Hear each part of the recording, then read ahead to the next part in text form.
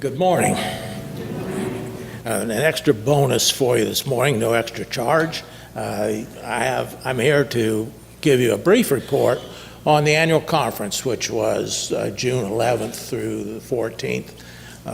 We were in Greenville, North Carolina for that. Next slide, please. Okay, there were 1,010 people in the meetings that made up of clergy, the delegates, and the staff from the conference.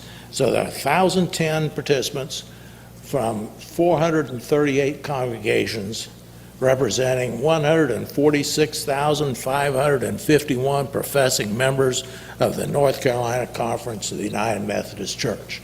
And that 1,000 people who gathered in Greenville was an impressive group.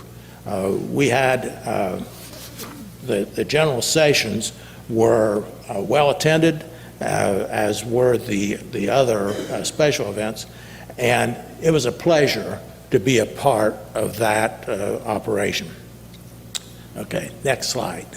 There were two groups who were prominently featured in the conference activities this year. One was Hispanics. I had no idea that we had this much of a presence in the Hispanic communities of the eastern North Carolina, Burlington East, basically.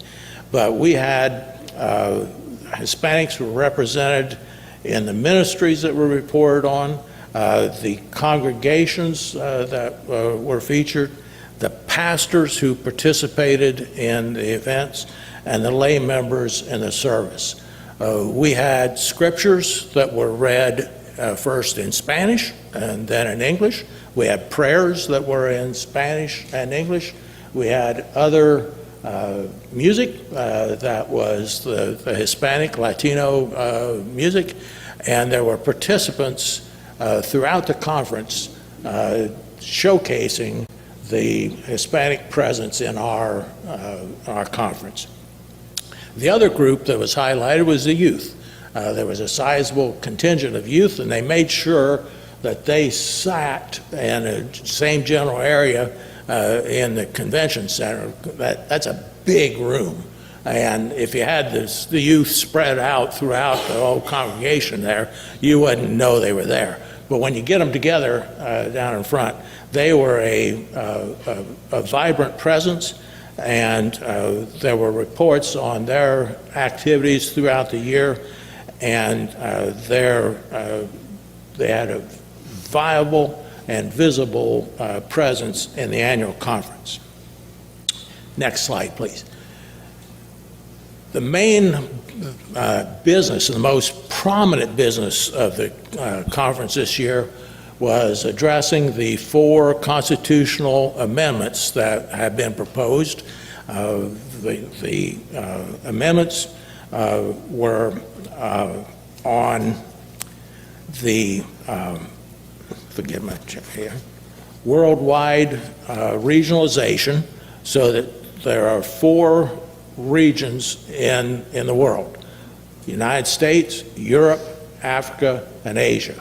And each of those 4 regions, if this amendment passes, will have the flexibility to adapt the Book of Discipline to the needs and preferences of their culture and settings.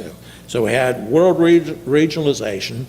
The second one was on inclusion in the church, and it was specifically mentioning gender and ability as characteristics that cannot be used to exclude people from United Methodist membership.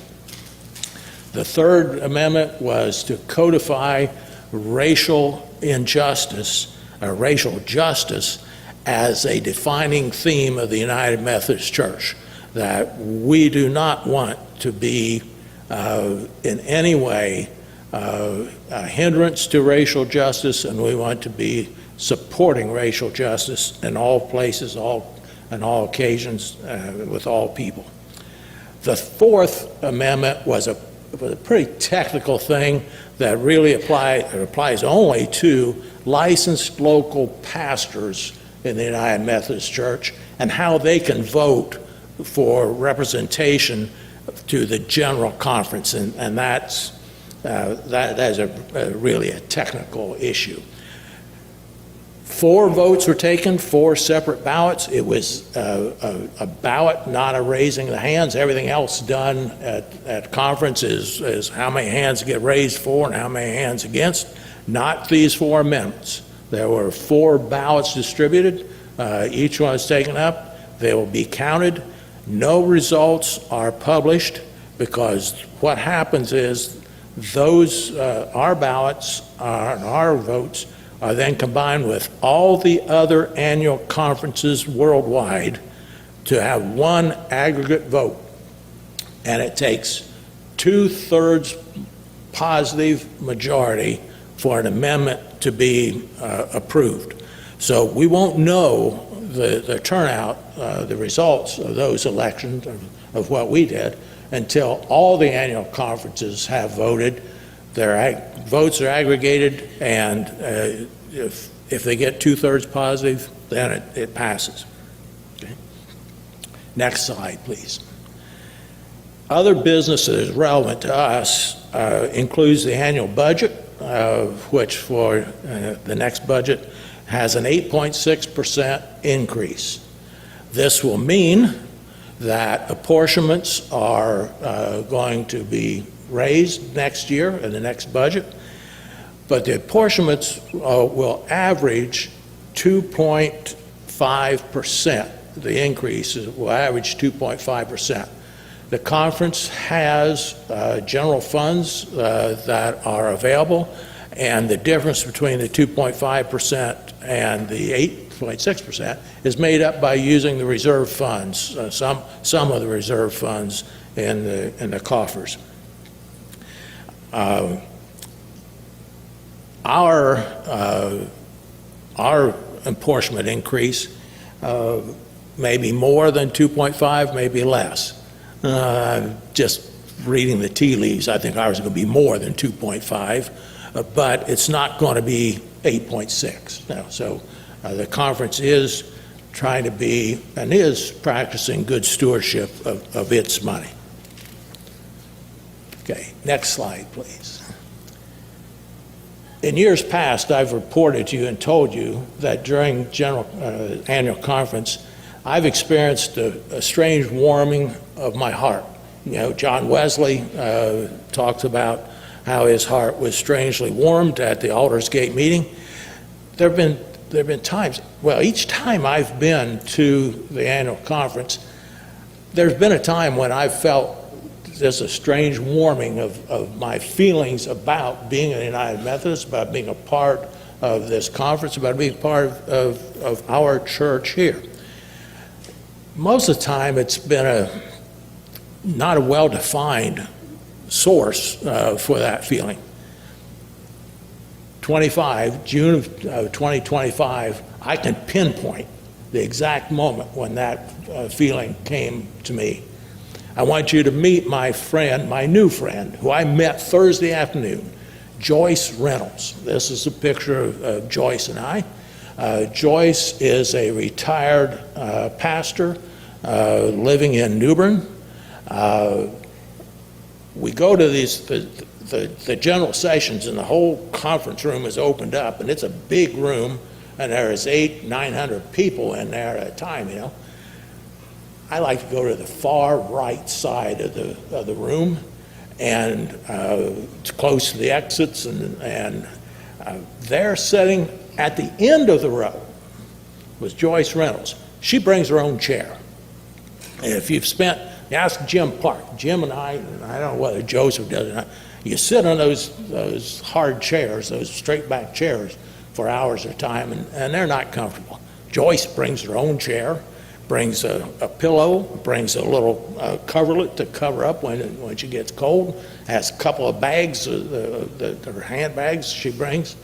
And I sat down behind Joyce. She's at the end of the row, and I sat behind her. And when the first song came on the opening session that I knew, we started off with contemporary songs that I didn't know. When it got to one that I knew, Joyce was turning around, looking at me 2 or 3 times while we were singing. And there were 800 people singing. I don't know how she heard me, but she turned around and she was looking at me. And when it was over, she said, "I like singing with you." She says, "I was harmonizing with you." She said, "I used to sing in a gospel quartet, and I was doing that again with you." So Joyce and I just have brief exchanges like this Thursday afternoon. Friday morning, when the next general session, I look for Joyce. I go over there, and I was going to sit behind her again where it is, but Jim Park's already taken that chair. So I sat next to her, right there in the same row with Joyce. The first report that's given, or one of the first reports given, is the camp ministries report. And the camp ministries is always a fun time. They have a lot of fun with things, And they do things like bring bubbles, so that you can just do this stuff while they're giving their report. So it's a good time. They finish up their report, and I turn to Joyce, and I say, "Our daughter has 30 refugee children at camp this week." And some of you know our daughter Angela, and she lives and works in Clarkston, Georgia, very heavily populated with legal refugees. And during the summer, she does, that group she works with, they take kids to camp. Last week, the week of our conference, was a week that she had kids there. So I told Joyce about this, She said, "Really?" I said, "Well, yeah." And that was the whole thing. We go on to the next item of business, and in a minute, Joyce reaches over and taps me on the arm. And I turn and she said, "Give this to your daughter," and she hands me a $100 bill. She says, "I want to help your daughter. I want to be a part of that ministry." She said, "I came here looking for things that I wanted to support, ministries that I wanted to help with." And I did see she brought cash with her. And she didn't know I saw it, but I saw her in her hand. She had a stack of $100 bills. And she said, "Give this to your daughter." And I said, "Well, it's over today." And she said, "They'll be next year." That was the moment when my heart was not strangely warmed, but with a very clear definition and a very clear experience that I felt like I was proud to be a part of that conference experience. I'm proud to be be your representative at that experience, because things happen that make a difference in people's lives. So I appreciate the opportunity. Next slide, please. This is the website that if you're interested in the annual conference, the nccumc.org/AC2025. That's where you find all the information about the conference. This is the conference workbook.